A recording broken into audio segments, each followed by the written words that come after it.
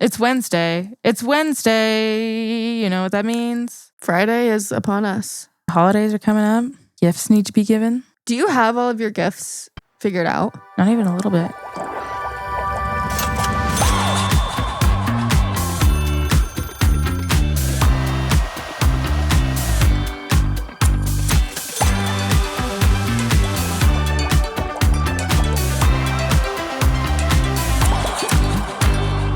Hi, everybody. Welcome back to Beauty by the Beaker.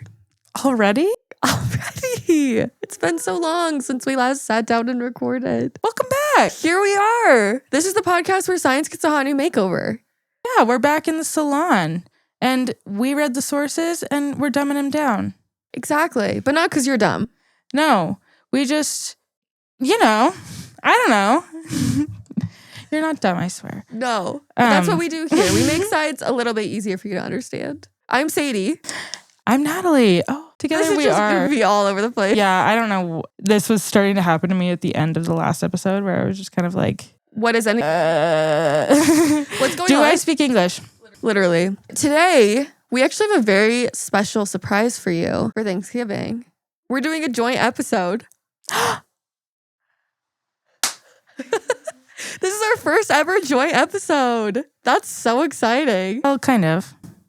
We painted pumpkins together. I'm sad you already forgot. Oh my gosh. Okay, this is our second ever joint episode. What? That was like 2 weeks ago. I can't keep up. Oh, so long ago. Anyway, usually the format of this podcast is that one of us researches a topic and then tells the other person about it. But today's a little bit different because we both have put in equal time and effort. Extremely equal time and effort. To this episode. It's a special week in the Americas. It is. Happy Thanksgiving, everyone. But more important, no, happy Black Friday, everyone. I used to say that Black Friday was my favorite holiday. Really? I do like Black Friday, but the thing about it is now it's the whole month of November. Yeah. It's not really special. Yeah. We definitely crossed some boundaries when it came to employee rights and stuff. Yeah. So Black Friday definitely had its heyday, when people were getting fully mowed down in a Walmart. Unfortunately. Hurt and injuries. Yeah. For a television. Yeah. No, my aunt, actually, she would go so hard. She was from Idaho. And they only have one Walmart there. Literally, they had nothing. But she would come to our house and stay every year, all the time, for Thanksgiving. All the time. Every year for Thanksgiving. Listen, she loved Thanksgiving. She was the first person that introduced me to the idea of going to the mall at 4 a.m. Really? That's actually fun. I've never been traditional Black Friday shopping. Really? Yeah. Yeah. I don't want to. Yeah, it's not necessarily that great, but I will say there is something about being in a mall in the wee hours of the morning that's somewhat enjoyable. Still dark outside, and there are hundreds of other people there with you. There is a collective energy there for sure. Whether it is the holiday spirit, I'm not sure. Positive or negative. Whether it's the spirit of consumerism. Yeah. Potentially. The spirit of sales. But not very good ones. No, they're so bad. And now companies are just doing Black Friday x Cyber Monday. Black Friday and Cyber Monday, but also they just mark up their products at the beginning of November and then say the sale is what the original price was. Yeah. Whatever. Shout out to capitalism. Anyway, so today, in the spirit of Black Friday, we wanted to talk a little bit about our advice for choosing products, choosing cosmetics, because it can be really confusing to know what's actually worth it and what's not, especially when you've got all these sales flying at you. Yes, it can be very tempting to just add all to cart. Yes. Or to actual cart. Add all to cart either way. So true. Virtually or in person. So we wanted to give some practical advice on choosing skincare, hair care, and body care products. And there's only so much advice we can give because, like we always mention, there's so much nuance. There is. But we're going to try our best to give you guys some tips and tricks on how to know what's worth your money and what's probably not. Yeah, a good way to explain it, because the world of cosmetics can be so confusing. I think companies are still kind of using that confusion to their benefit. Maybe a comparison that I could make that would help put it into perspective a little bit. Cosmetic products are similar to types of food. Mm-hmm. Like if you tell someone like, man, you have got to try turkey. You've got to, if you haven't already. You have to try turkey. And that's the thing, like when we're talking about it like food, it sounds stupid, but that is kind of how the cosmetic industry is still marketing it to us, where it's like, that is the type of suggestion that you're getting a lot of the time. And we want to kind of clear that up, is that like, if someone said you have to try turkey, obviously, what kind of turkey? Mm-hmm. Is it dry, roasted turkey? How's it cooked? Sliced deli meat? True. Or whole turkey with stuffing inside. Yeah. Is it the dark meat? There's so many options. Do you have sauce? How was it raised? Great question. Was it ethically sourced? Yes, exactly. That depends. It all depends. And just like you can't say for sure, like turkey is always delicious and edible and ethical. Mm-hmm. The same goes for cosmetics. There is not any sort of like, this one ingredient is always good, always bad, always ethical, always not ethical. And that's kind of a theme that we will visit often. Yes. But we're on the inside and we want to help you guys understand the realities. Like what's going on. And we have certain ways that we determine whether or not we want to purchase a product. Yeah. And so we figured giving you guys those tips, especially ahead of like the biggest consumerism holiday. Is that what you would call it? Yeah. Yeah, the biggest shopping day in America. One of the biggest spending days. Yes. That we have. Yeah, helping you guys know how to see through just marketing and ways that you can actually maybe start to figure how this product thing works. Exactly. So there are 3 kind of basic rules that we want to use to set the foundation first. The first one is that marketing isn't completely useless, but you cannot fully rely on it. So focusing on product claims can be helpful, but it's only one part of it. I think that one way that we sort of think of it is it's a good way for you to get your foot in the door and get you interested in a product. But once you're there, you need to use other methods of discernment to figure out whether or not that product's going to be good for you. Exactly. Yeah. I think marketing, we should always be looking at marketing through the lens of this was designed by the company to get me to spend my money on their product. Yes. That doesn't mean that what they're saying is inherently false, dishonest. It shouldn't be dishonest. That's actually against the FDA's regulations. Guys, it should be looked at just a little bit more cautiously, knowing that companies, they do have little tricks that they play to make the truth sound a lot more different. Salacious than maybe it is. Exactly. The second thing is that you should focus on purchasing for function rather than like the vibe of the product, unless that's what's important to you. Everyone has a different goal for what they want their products to do. And some people only really care about how the product performs, while other people care a lot more about the way it looks on their shelf or how it feels to apply on their skin, the experience that they're getting out of it. You have to determine as a consumer what's the most important thing for you. That's going to be different for everyone. There's no right answer. If you prefer a cute looking product to something that maybe performs better, that's totally fine. Just be aware that that's your preference and set your expectations based on that. Yeah. Yeah. Totally. I so agree.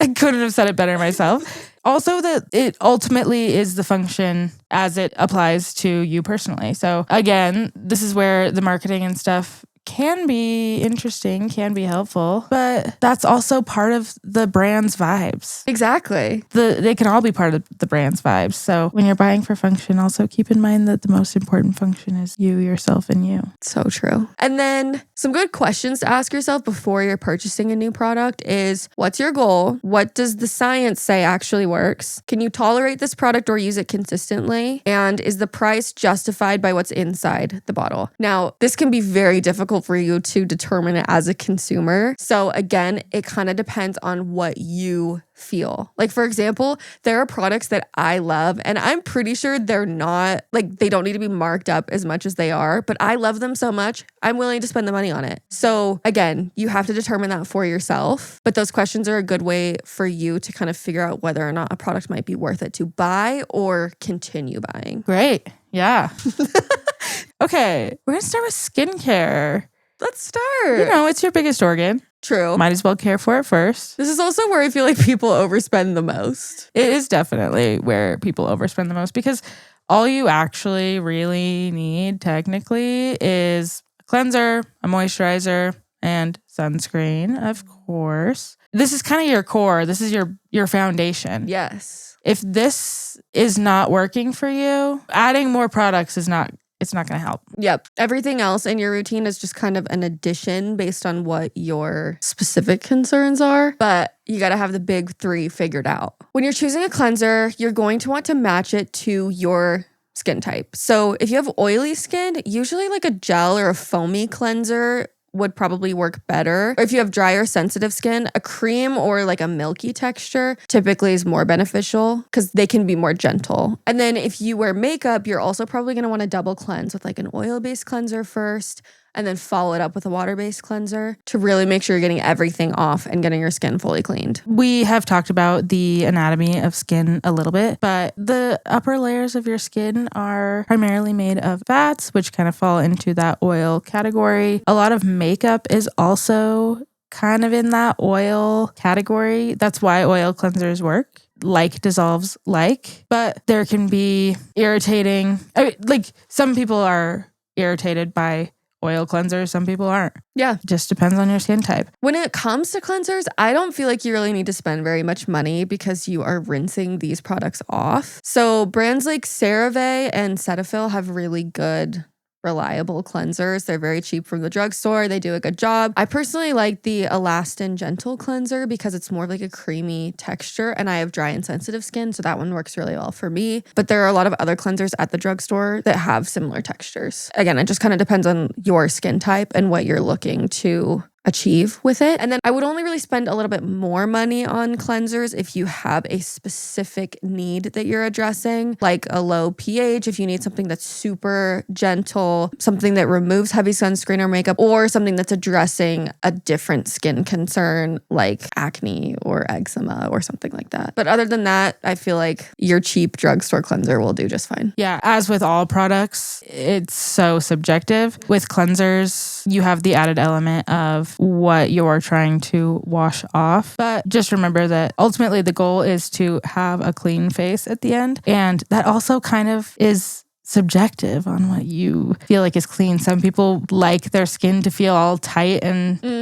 like squeaky clean almost. Yeah. And some people, their skin can't handle that level of clean. Yep. Also, just with rinse offs, you don't need to worry about trying to get any sort of fancy additives. All you really need to worry about is how your skin is reacting to it and how you feel after using it. Yep. And if that's the case, you're good. Exactly. Yeah. The next category that's part of our little foundation, not the makeup kind though, are moisturizers, toners, and serums. So moisturizers have like three main types of ingredients: humectants, emollients, and occlusives. We've talked about these a little bit before, but humectants are ingredients that draw water in. Emollients and occlusives form more of like a layer on top of your skin and keep the water from evaporating off of your skin. Dry skin usually benefits more from moisturizers that have more oils and emollients. Oily skin usually benefits more from humectants, but I personally like to look for something that has all three because I feel like all of them are great for all skin types. Well, that's kind of a generalization, but still,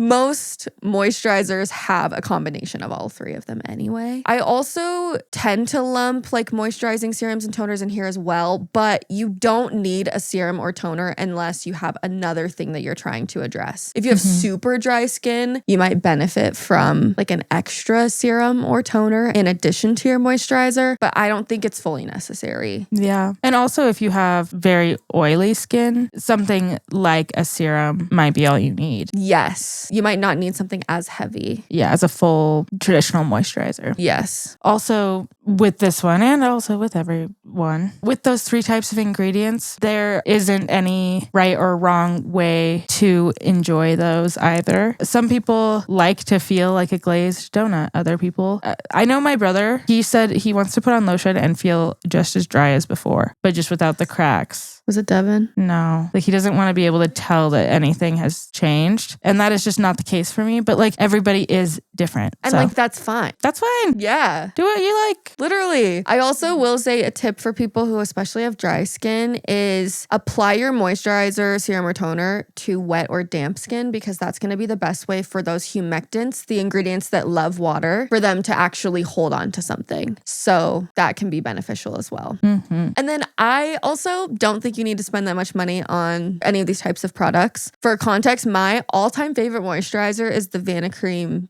Daily Moisturizer. It's $14 from the drugstore. It got me through Accutane. My skin never felt like super dry. I don't know. It's a great moisturizer. I still use it to this day. And it's $14 from the drugstore. So yeah, if you like luxury moisturizers, you can spend a little bit more money here. I'd spend more money on a moisturizer than I would a cleanser. Yeah. But even then, you really don't need to. Yeah. The ingredients that are doing the heavy lifting in moisturizers, the ones that we mentioned, the humectants can be expensive, but a lot of very cheap ingredients have good hydration data behind them too. So like glycerin, for example, is like my favorite humectant. It is dirt cheap. Very cheap, but it's great for moisturizing. Yep. Those basic ingredients, for the most part, not expensive. Yep. So don't stress too much about purchasing a luxury moisturizer or anything because the marketing says it's so much better than other ones. Because like, I don't know, there's really only so much you can do with moisturizing ingredients. When it comes to sunscreen, really the only two requirements that I would personally say is that it needs to be SPF 30 or higher and it needs to be something that you like and you want to reapply. Yeah.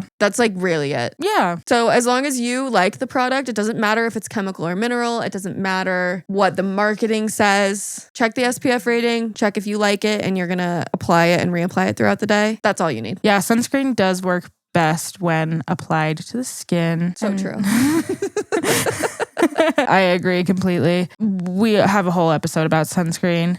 We have two whole episodes about sunscreen. There's a lot of misinformation regarding sunscreen, and that can be a topic that feels a little bit scary sometimes. I'm just here to say the sun is scary. Yes. Wear sunscreen. Wear sunscreen that feels nice. Mm-hmm. That you like and that is within a price point that's reasonable for you. Yeah. And like, just don't stress too much about it. Yeah. Guys, we just don't want you to stress. Exactly. Like, just don't chill. stress at all. It's the Stop holidays. stressing out. Calm down. Oh my gosh, you're just about to have Thanksgiving. Literally. Take and a now break. you have to go into all of the chaos of Christmas. Like, don't make your cosmetics what you stress about. There's so many other things. Okay, so there are also a few areas where, like, if you want to splurge a bit more, you can. And this is where those individual concerns kind of come in. So if you want to buy products that target specific concerns, like anti-aging, brightening, acne, if you want something that's exfoliating, those sorts of things, I would say if you're going to spend more money, you could spend it on these. But even then, that's not to say that you can't find affordable products within these categories. For example, for my skin, anti-aging, anti-acne, and moisturization are like my top 3 concerns. And so because of that, I have in my routine an exfoliator, a retinol, and then a moisturizing serum and like occlusive in my routine. But not everyone has those same concerns. Like your concerns are probably different from mine. And so you might purchase different products because of that. So here are some examples of types of products that you might want to use based on your skin concerns. For anti-aging, retinol and sunscreen are going to be the top 2 to use for this type of concern. Yeah. Unfortunately, there is no anti-aging better than just preventing the damage in the first place. Yep. And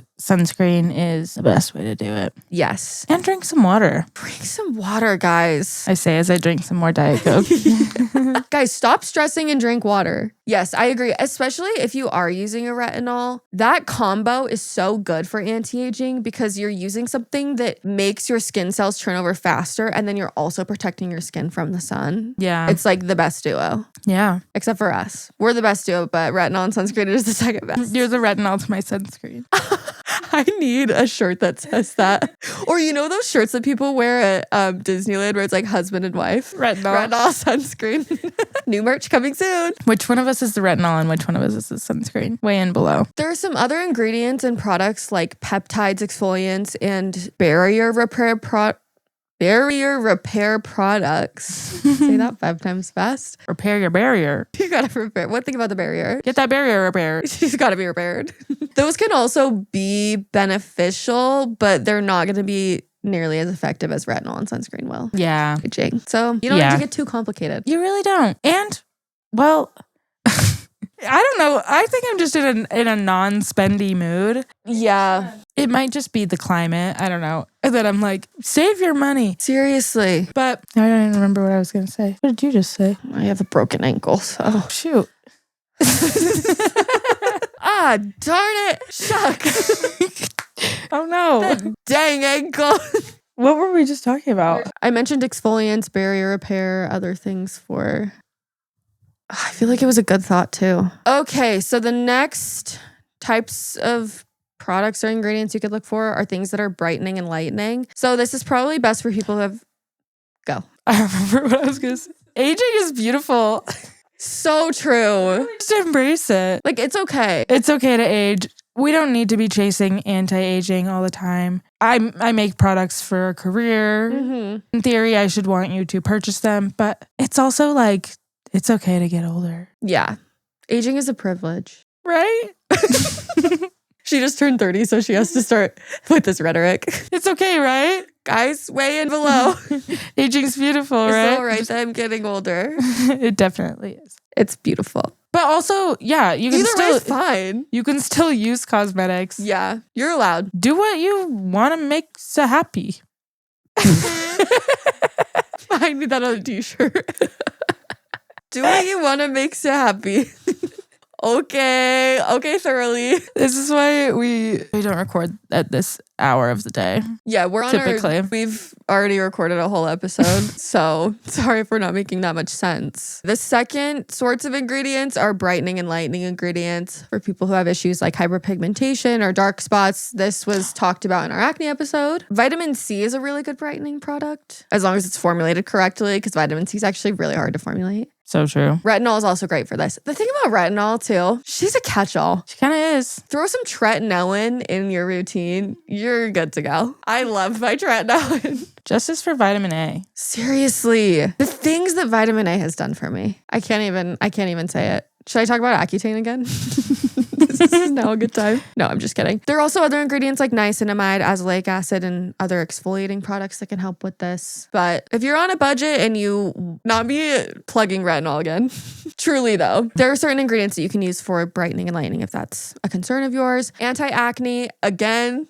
retinol, salicylic, and sulfur, those are all OTC approved ingredients for anti-acne. That means they can actually make claims about acne if they are formulated within like the correct guidelines. But there are also other acids like lactic, mandelic, and azelaic that can help, and also other exfoliating products. And then when it comes to acne, if that's something that you have a concern with, and just in general, like certain ingredients and products can break people out. It truly just depends on the person. I cannot stress that enough. Yeah. Non-comedogenic is so highly personal. So you need to keep tabs on what products you're using and see if they cause you more breakouts. It doesn't matter what the label says. It doesn't matter what the company's marketing says about whether it will cause acne or not. It doesn't matter what a ingredient classifying website says. Yep. You don't need to worry too much about that. Just worry about whether or not it's causing your skin to break out. One really good way of doing this is patch testing. Just apply the product to a small area of skin. I like to do it right here, like by my ear kind of, because I can hide it with my hair if I break out. But you can just do that instead to figure out if a product is giving you acne. And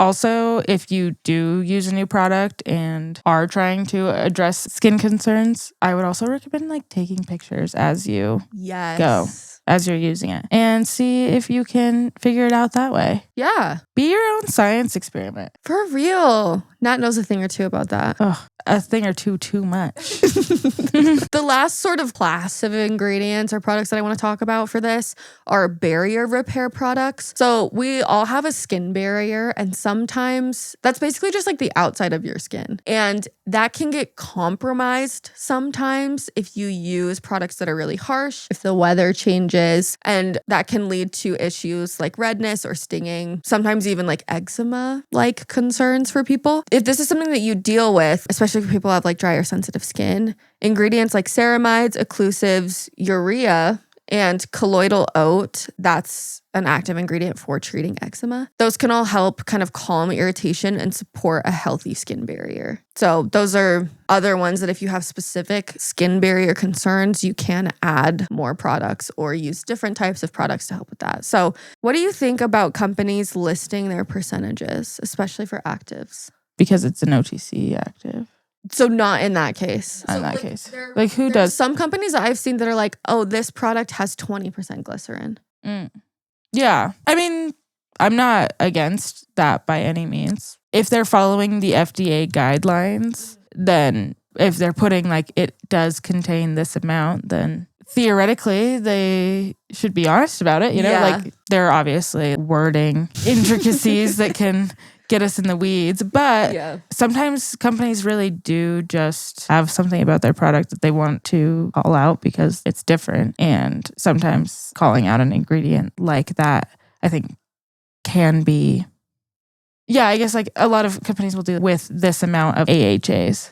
Yeah. Or like I've seen 1% matrixyl or. Yeah, that's interesting to me. I know. That's kind of why I was curious. Yeah. I mean, to me, it's interesting, but it seems more transparent, at least to me.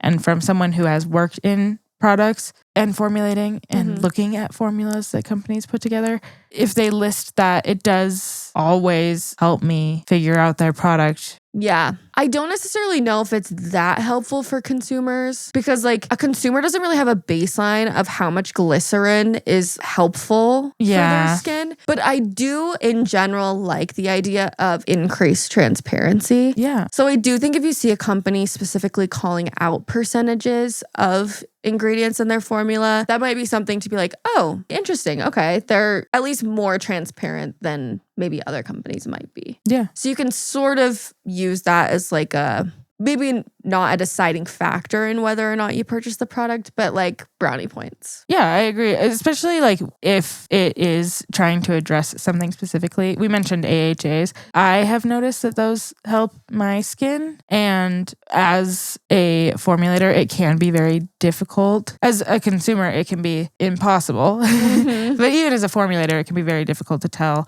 what is actually in the formula. Yeah. So it can be helpful when you are trying to address something to know that you're at least getting something that contains an active. Usually if they're advertising a percentage of the material, then the material has been tested to some capacity at that percentage, whether it's by the supplier of the material or the company or the market in general. A lot of like, the OTC stuff is based on all of it is based on scientific research. A decent amount of the OTCs. Yeah. And those percentages are determined through studies.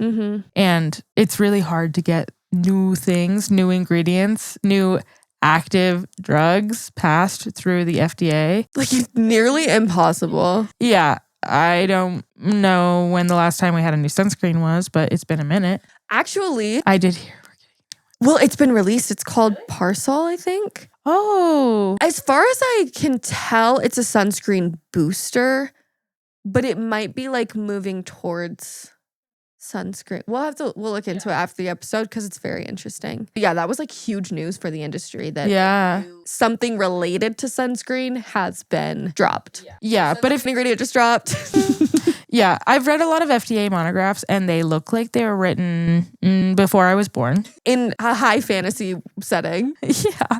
Yeah, they're not rigorously updated with new and novel discoveries. That doesn't mean that the stuff that's in there isn't really well tested. It is. That's kind of the problem with the FDA is you've got to be really, really sure that it works in order to get it to be considered a drug by the government. So I do understand with that context in mind why a company would add a percentage, because I do think the cosmetic industry has had to take a little bit of that into their own hands of showing like this is the amount that works. And even though the government our health leaders, what are they called? I don't know. The leaders of the health in America. Or an American administration does not see a benefit in it as a drug. Yeah. It's possible that they just are too busy. Well, but also it's so expensive to get new drugs tested and passed. So I think a lot of companies don't even want to go through that. They're like, it's going to take me 10 years and hundreds of thousands of dollars. Like,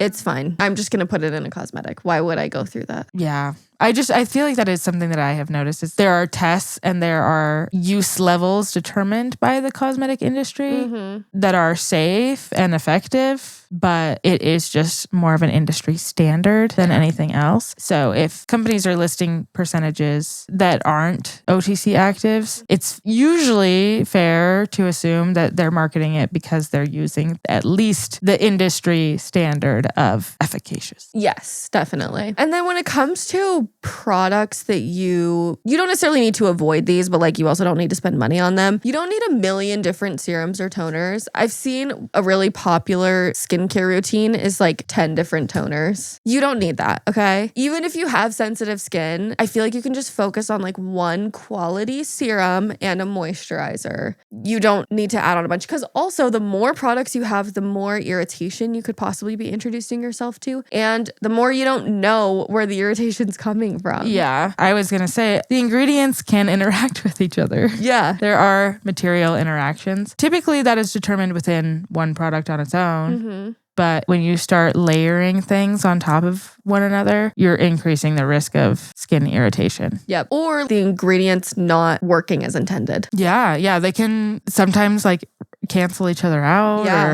You just don't really know. You really don't. So with skincare and really all cosmetics in general, just focus on quality more than quantity and try to focus on products that are more reputable. We'll talk about ways that you can sort of identify whether or not a product is worth your money at the end. Yes. Because right now we need to talk about hair care. We have to talk about hair care. One thing about me is I love to talk about hair care, and hair care is important. And the thing about hair care is it's much less studied than skincare. So it's kind of like the Wild West of the cosmetic industry. And I think because of that, it's even more confusing than skincare tends to be. Because also with skincare, like you can go to a dermatologist. You could go to a dermatologist for scalp issues, but like there's not really like a comparable version of that for... Yeah, well, your hair isn't alive. Yeah. So there's no one who studies the hair. Yeah, no one can treat it, really. I mean, you can treat it, but like it's not alive. So hate to break it to you. It's kind of like hoping that your pet rock becomes sentient. You just have to treat it with love and care. Treat it the best you can. So when it comes to shampoos, similar to cleansers for skincare, you really don't need to complicate it too much. The strength of a shampoo kind of depends on your personal preference as a consumer. So like we kind of mentioned with cleansers, I really like a squeaky clean shampoo, and other people really don't like that. They want to feel some conditioning even with their shampoo. For me, it's like I need to have foam. I need dense foam. I need a lather. Sorry, Burt's Bees all natural shampoo, but that was the worst shampoo I've ever tried in my whole life, and it was 20 years ago. Oh my gosh. And it still haunts you and gives you nightmares? Yes. There was no lather? No lather. Yeah, Where's the lather? Yeah, the thing about a lather too, sorry for this tangent, you don't need a lather in order for it to be effective, but a lather is helpful because it tells you where the product has been applied. Yes. You know exactly where it is on your scalp. I agree. Also, lather does not equal good spreadability. Yes. But good designed lather is also spreading nicely throughout the scalp. Yes. So those are the types of things that you want to focus on when you're picking a shampoo is, do you like the performance? And by performance, we mean things that really, it doesn't matter that much. It's like so up to you. So trivial. Yes. Do you like the size of your bubbles or not? Yeah. Do you like how foamy it is, or do you prefer something that's less foamy, more conditioning? Like you said, it's a rinse off product. So there's not much benefit that you can even really get from it because most of it's going to come off with the water. That's the point. That's the goal. Yeah. It's actually also taking all of the dirt and oil out of your hair as intended. Yeah. The ingredient list too of a shampoo doesn't usually actually tell you how strong it is. So, contrary to popular belief, if it has sulfates, that doesn't automatically mean it's stronger than a sulfate-free shampoo. In the industry, we have developed ingredients that are as strong or sometimes stronger than sulfates, depending on the formula. So, that's not a good indicator of whether or not it's going to be strong or, quote, strip your hair. I think the misconception that kind of comes from is that sulfates are a known irritant, but that doesn't mean that everyone is irritated by them. Just like grass is a known allergen. Yes. Sulfates, I think, have gotten an all over bad reputation because some people do have skin reactions to them because they're highly sensitive to sulfates. But that doesn't mean that it's cleansing more. That's not the reaction that's happening. Yes. It's not an over cleansing reaction. It's just your skin doesn't like that particular chemical. And other people, it doesn't matter at all. Yeah, I love sulfates. Yeah, I'm a sulfate fan. Yes. I think too, the misconception also stems from the fact that sulfates are really commonly used in really strong detergents. Yeah. And like household cleaning products, but they're used at different concentrations than they are in cosmetics. Dawn dish soap uses probably more sulfates than most shampoos would use because the concentration's different. Yeah. So just because it has the same ingredient doesn't mean it performs the same. Yeah. And with shampoo surfactant systems in general, it's much more complex than just like it has a sulfate and that means this, because surfactant systems more than anything interact with one another and change the function of one another. So they can interact and like make each other more mild or more strong depending on how they're combined. Yeah, this is one that is more of a trial and error. I mean, all of them, ultimately, it's trial and error. But do you like the way your hair feels after? Yes or no? Yeah, I think with shampoos, the marketing claims can be helpful because a company can tell you whether or not it's a strong shampoo or if it's more mild. And then also customer reviews. Yeah. In general, we're big fans of customer reviews. We'll talk about this a little bit more later, but those can be really helpful in determining if the product is going to be strong. So I think if you as a consumer go into choosing a shampoo being like, yeah, I really love that squeaky clean feeling, or like, no, I want something more mild that doesn't make my hair feel as dry or stripped, then choosing the product, you can look for those things in the reviews and the marketing claims.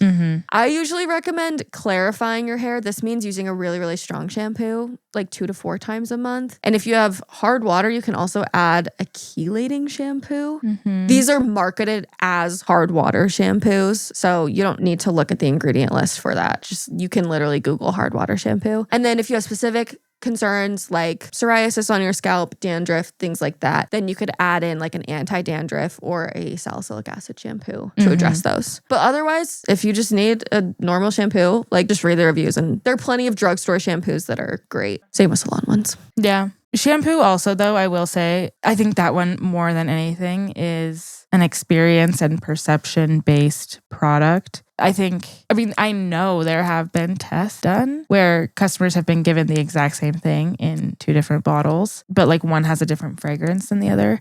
And people will say that they performed vastly different. Yeah. And the only difference is the fragrance. To some extent, the way the fragrance sticks in your hair is part of the performance. Yes. And some people like a fragrance to stick in their hair and some people don't. And yeah, that one, I think there is so much just perception. Yes. Well, because even the perception of the lather, people feel like if it lathers more, it's cleaning more. That's perception based. I'm with you. Yeah. It's not, but I'm with you. Yes. I know what you mean. Yeah. Shampoos are very interesting, but you really don't need to spend very much on those. But conditioners and detanglers have a little bit more bang for your buck. Maybe. My favorite detangler. Is it the Aussie one? It's the Garnier Fructis Kids. Garnier Fructis slaps. It's so cheap. The second ingredient is amodimethicone. We love her. It smells so good. Yeah. And it's like a fish, I think. I don't know. That's so cute. What is it shaped like? The Garnier Fructis bottles? I don't know. I can only think of the green ones. I don't usually recommend the kids ones, so I just haven't looked at those. But yes, Garnier Fructis is amazing. So if you are like wanting to spend more money on a cosmetic product, you can spend it on a conditioner or a detangler. I'm not saying you have to. Yeah. I also really like the Unite 7-second detangler. Is it really 7 seconds? Yes. Oh my gosh, you heard it here first. No, you heard it here second because the company said it first. True. But that one's like a more high-end salon brand. 7 seconds. 7 seconds. That's all it takes. Just want to throw a suggestion of both out there. Yes. No, I love that. In that tax bracket, get that Garnier Fructis Kids. We need Kids have some bad hair. Garnier Fructis. Think of Kid Knots. Some of the most insane things I've ever seen. Yeah, Fructis has to do some lifting. Yes. And she does it.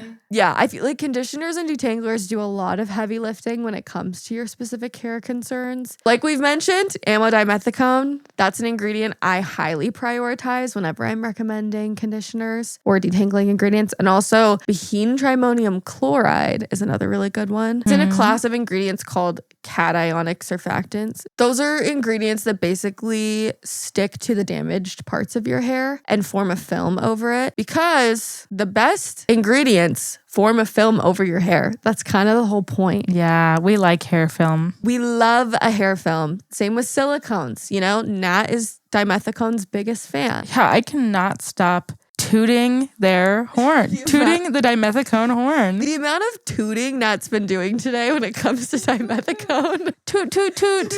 I love dimethicone. Yes, she loves, and your hair loves dimethicone too, probably. It really does. Everyone's hair is different, but those are really good ingredients to look for in your conditioners and detanglers. Those are like the top ones that I look for. And then depending on your hair type, you might have other ingredient requirements. Like, for example, if you have fine hair, you'll probably have drastically different requirements than someone with coarse hair. And some hair needs more slip-in conditioning. Some people like more slip-in conditioning. Other people like more hold. It really just depends on you and what you like and your hair. That's the message of this episode. Yeah. So with hair, you might need to try some trial and error to figure out what your hair needs.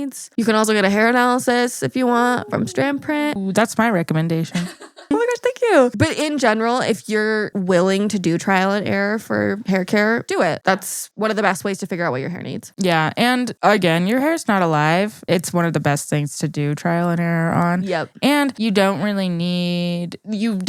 don't need to do anything expensive with hair care. No. There are so many good products that are cheap. And yeah, sometimes it's just the right combination of products. Exactly. And hair care is nice too, because usually you get results much faster than you do with skincare. Oh, yeah. Skincare takes kind of a while. It can take anywhere from like 3 to 6 months to actually see results. Hair care is typically pretty immediate. So that makes the trial and error a little bit easier. Yeah. But you were mentioning it's all kind of just personal preference. Today I used a hair oil. I don't typically use a hair oil. I usually just do a leave-in conditioner that's very heavy in amodimethicone. And when I styled my hair, I thought to myself, my hair looks kind of greasy and like kind of heavy, which to me it did. But then I was like, I don't know, some people's hair just looks like this. Yeah, I think it looks really good. Maybe the oil's faded. Well, yeah, I don't know. Maybe it has, but also maybe it's just like a weird perception that I have, or like, yeah, maybe I'm just like more sensitive to it, or you have fine hair too, so.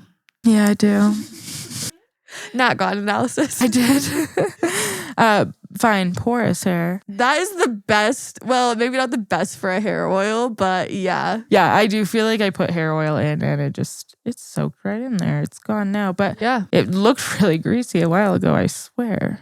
Guys, I promise. I'm not lying to you about my hair grease. And then finally, when it comes to styling products, these can be really hard to recommend, especially if it's just a blind recommendation, because everyone's hair type is so drastically different. And figuring out what your hair is doing can be really hard. So when you're choosing styling products, you need to figure out what your personal hair goals are. So this is things like, do you want more slip and shine? Do you want your hair to grow longer? Do you want more definition? Volume? Do you want less frizz? Things like that. One product can only really do so much. So my general recommendations are leave-ins and creams can help a lot with slip, shine, and detangling. Gels and mousses are going to help you with hold, definition, and volume. This is especially for people who have curly hair or wavy hair. And then hair oils are really good for reducing frizz and improving shine. So figure out what your hair needs are and then purchase products based on that set of needs. I also think that customer reviews can be really valuable when it comes to hair products as well. I agree. So for sure. Yeah, hair can be tricky because not only is there a difference between fine hair and coarse hair, also the amount of hair that you have. Yep. Some people might want to look for like a volumizing product, whereas other people might not need it. at all. As you were like listing the styling things, I was like, oh, I never even considered some of these to be styling products, but I guess it does make sense if some people need those to get that style. Yes. You know, just keeping in mind that like you don't have to add things to your hair if it's just weighing it down because you think you need to style it.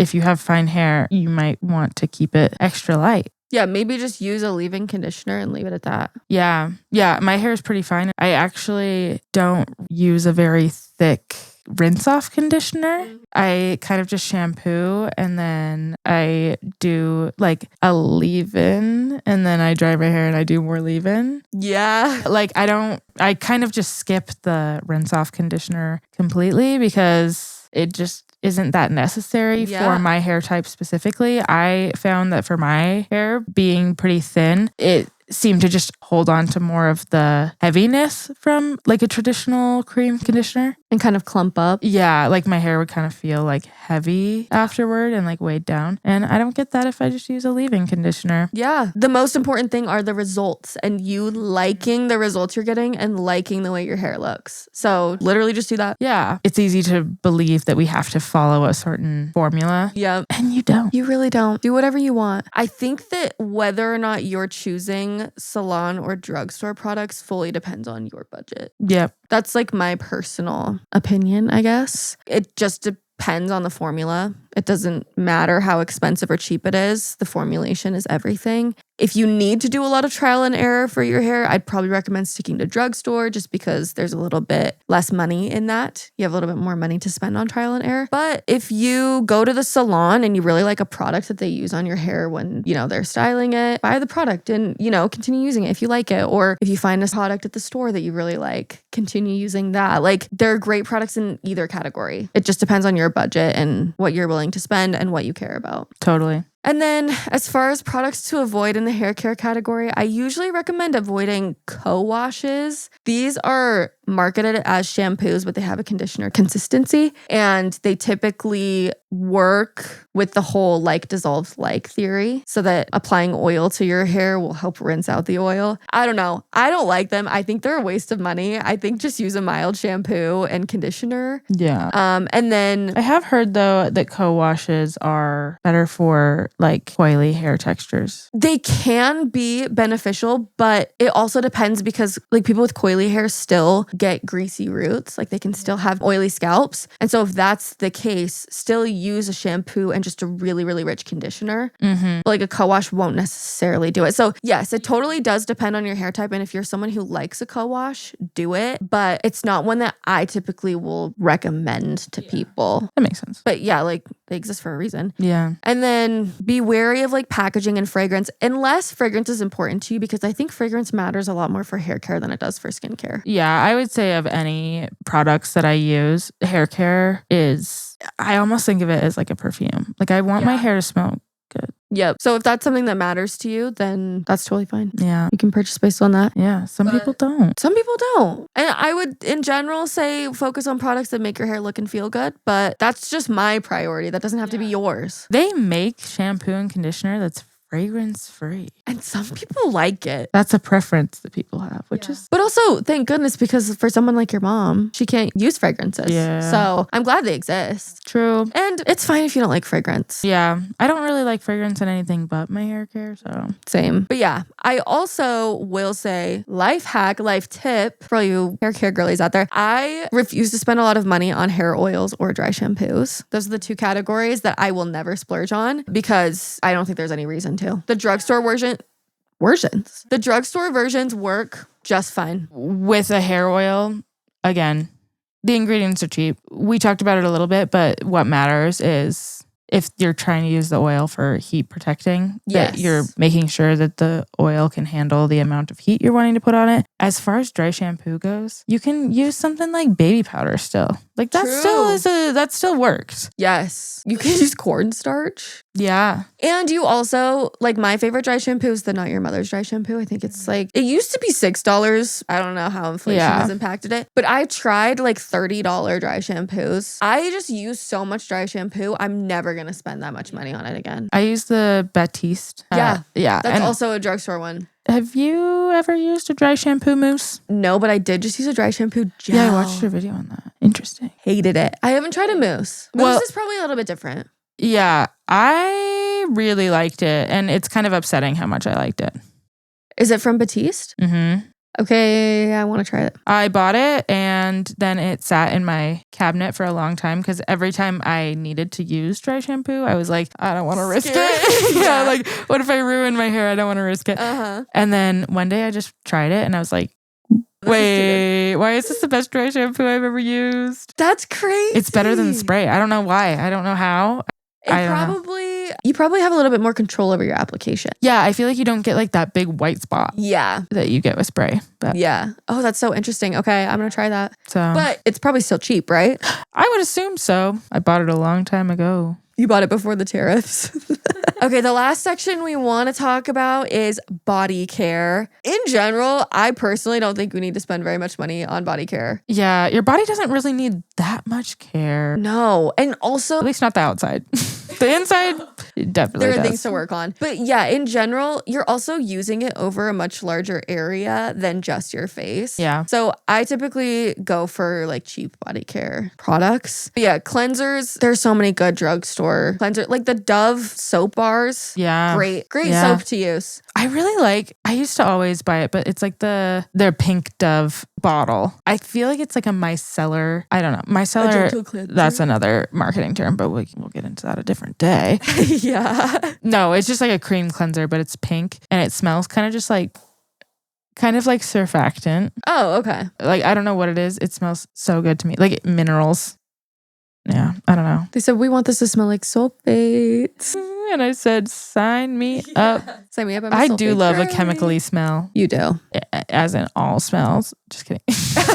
I love every smell. Well, all is chemicals. It's true. You also can spend more if you have issues like eczema or keratosis pilaris and you need specific actives. Those are things like urea, lactic, or glycolic acid. Those are some that can be used. But also, again, there are still good drugstore options for those. Yes. And then moisturizers, I usually look at like the size versus the price. Think economically here. You're using it on your whole body. So buy something that's cheap. And there are also a lot of fragrance-free options if that's something you need. There are also a lot of really good smelling ones at the drugstore. Like, yeah. I think like Nivea has a lot of really good smelling ones. You might hate them because I think they're mostly cocoa butter. Ooh. But I love their stuff. Yeah. There are also treatments you can do for things like ingrowns, keratosis pilaris, or body acne. So you can get some. We kind of talked about those in the acne episode and then also before. Yeah. And then self-tanners or sunscreens for your body. There are really good drugstore options, but if you prefer a more expensive texture, you can do that as well. Yeah. And then there are some things that I just would not spend my money on when it comes to body care. So like really small jars or products. It's not economical. You have a lot of surface area to cover. Yeah. Like I don't want something that I can use twice and then it's out. Yeah. And also body oils, just like use one that's beneficial, I guess. I don't know. You also don't necessarily need a body oil if you don't want one, but you can add it on top of body lotions to kind of get a little bit more occlusion. Yeah. But it's not a necessary step to your routine, I would say. Yeah. Most products have the oils already emulsified into them. Exactly. So yeah, that's sort of what I have for the body care section. The rules are sort of the same for skincare. Yeah. Just bigger. For products in general, I know we've mentioned it already, but it can be reiterated again and again. All of it just comes down to what you like. And the reason we want to make that so clear is because there are a lot of people online or companies who market that you need to get rid of your current product and you need to buy a new one. And that's probably not the case. The only reason that you should need to switch to a new product is because you don't like the product that you're using. Exactly. But not because someone told you that you shouldn't like the product that you're using. Mm-hmm. It may feel like we don't have a lot of answers for you, but that is just because if anyone is claiming that they have the answer for you, they probably just want your money. Mm-hmm. Because it's just so subjective. I mean, skin is subjective, but also diet, climate, activity, job, genetics. Like all of these things, and then just preference, you know?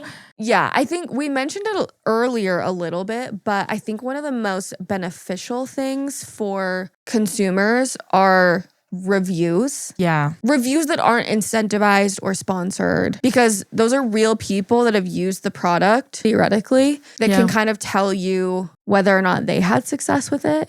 Yeah. So I think reviews are really, really helpful, especially like before and after photos from reviews. I would trust those more than I would trust the marketing claims from the actual company. Yeah. Because again, they're trying to sell you something. The reviewers don't necessarily have anything to gain unless, again, it's incentivized. So take those ones with a grain of salt. Right. And also like forums like Reddit that you can find a lot of suggestions from people who have similar concerns to you. All of it needs to be assessed by you and determined if it's the best thing for you personally. But if you're interested in a company's marketing, just also looking into how their experience went. Everyone could hate a product and you could still love it. Yep. And that's just fine. The way the cookie crumbles. Yeah. We also wanted to touch on kind of a new wave of marketing, this idea of science-backed marketing, what that means, and also whether or not that's something that you should use to determine whether or not you purchase a product. Yeah. Yeah. We kind of mentioned a little bit earlier with the FDA that typically we would be looking to something like the FDA to be doing some checks and balances on the tests that are being done and the data that is being reported. That's not necessarily how it can work. That's not to say that things are not safe. That's not it at all. But what that does mean is that companies or suppliers of the raw materials will often run their own testing to show how their product works. Yeah. There is a legal responsibility to be honest in what you find in all of your testing and make sure that whatever a company is marketing is true. But that doesn't always happen. Yeah. Especially because with cosmetics, the testing that is done by these companies, it's hard to know what their test size is. Like a lot of these tests are just very small amounts of data. That doesn't mean that it's bad data, but the more data we have, the clearer the picture becomes. Yeah. All of this is just to say that if a company is claiming that they are science-backed, that is also just part of their aesthetic, part of their branding. That doesn't mean that those tests didn't happen. If they are claiming testing happened, then legally they should have the testing to prove it. Well, also, like, science-backed is not a regulated term. So they could say our product is science-backed because the supplier did scientific studies on the ingredient we're using. Yeah. That doesn't mean anything to you. Because that happens anyway. So don't use that terminology as a reason to purchase a product. Companies can also provide clinical testing. And some companies, I think, do really good clinical testing, but other ones don't. And there are biases that can happen as well, depending on the company, if they're the ones doing the testing. So it can sometimes be helpful in helping you figure out whether or not you want to purchase that product. But don't use that terminology as like the deciding factor in whether or not you get the product. Yeah. Just because they say they're science-backed. Like, what does the actual science say? Is their testing even good? And that can be really hard for you to determine as a consumer. So yes, that's why we mentioned reviews and things like that, because I think that can be a more accurate way of choosing products rather than these marketing terms that are being thrown at you by the company. A lot of the most scientifically backed products are really boring, like tretinoin that's prescribed from your doctor or sunscreen. Yeah. Those are science-backed, but they aren't fun or salacious or innovative in the sense that they could get someone to purchase a new product. And so companies are trying to use other fancy terminology to get you to buy their stuff instead of the stuff that's actually science-backed. Yeah. So just keep that in mind when you see that terminology being used. Yeah. Another thing to remember is that there is only so much you can do with a topical product. I mean, your skin is not meant to let that much in. Yeah. Things happen. Things clog people's pores. Things moisturize their skin. Applying products, definitely, I mean, there's a market for it for a reason, but companies are always looking for a way to get you to buy a new product. And almost everyone can admit that their bathroom cabinets are probably full of products that they never even got close to finishing. Yeah. Because they either didn't like them or they became afraid to use them for whatever reason, or I don't know. But I think cosmetics tend to be something that is over purchased. And that is part of the model is companies know that you could use a single tube of lotion for a very long time. They don't want to wait for you to finish that current tube of lotion. All of that is just to say your decisions should never be based in fear. Yes. It should always just be because you're motivated to better your own experience, whether that's your skin outcome or just the actual application of the product, the sensory of the product. Either way, it's just cosmetics. The point of them is to beautify one's appearance. Yep. Whatever makes you personally feel comfortable and beautiful is the right thing for you. Exactly. Sadie and I were actually kind of talking about this before the episode. Even we have a desire to want to give you guys a step-by-step guide to picking the perfect product for yourself. It's so hard not to just say like, do this and this and this and this and you're going to have a good time. That's how misinformation, I think that's how it spreads. Is sometimes from good intentions, just wanting people to feel like they can have an answer without doing the work. And that's just not really the truth. The truth, yeah. Going into our job as cosmetic chemists, I kind of felt like, oh, well, this will make it a lot easier for me to figure out what's true and what's not. And I think what I've learned is that it's actually made it significantly harder because I realize how much marketing goes into creating these products. We're better equipped than most to figure out what product might be good or efficacious or work for people.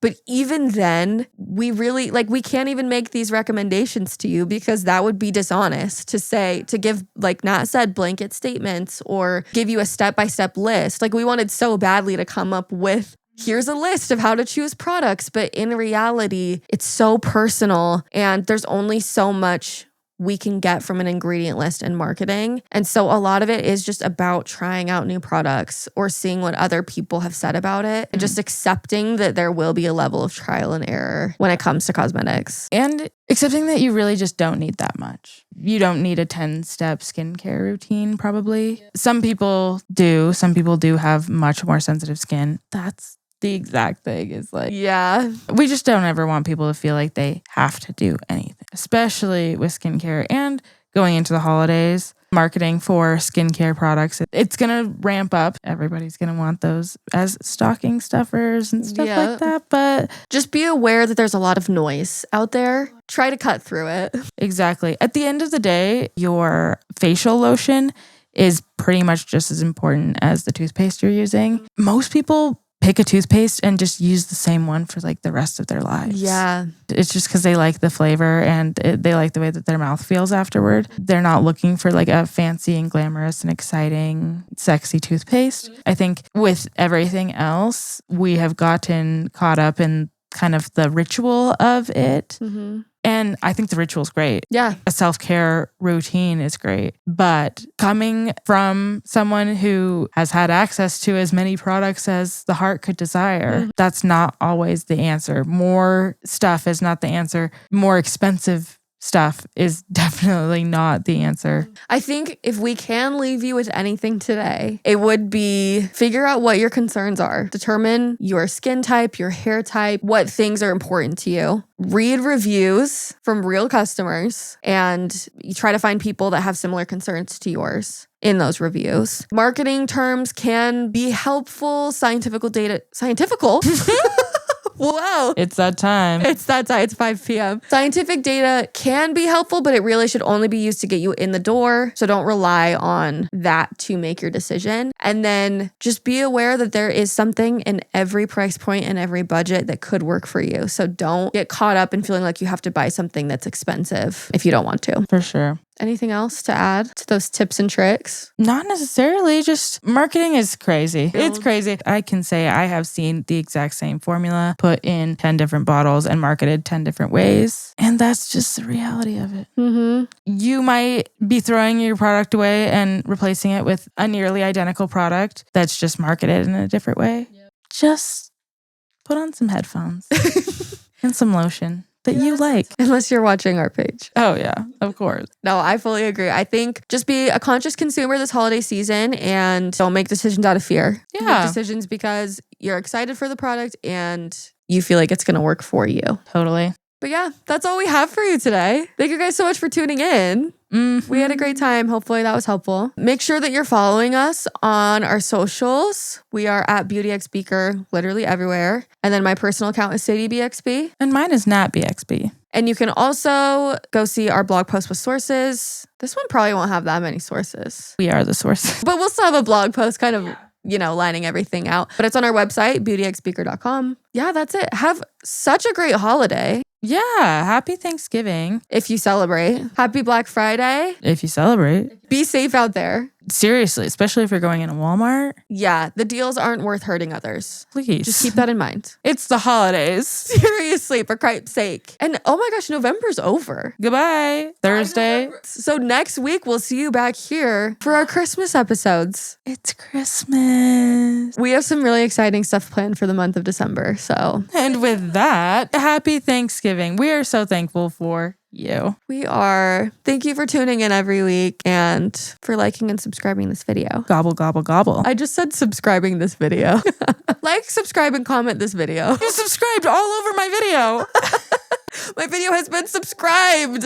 Oh, you subscribed on it. All right, with that, we'll see you guys next week. Bye. Bye. Okay. Oh, that was funny.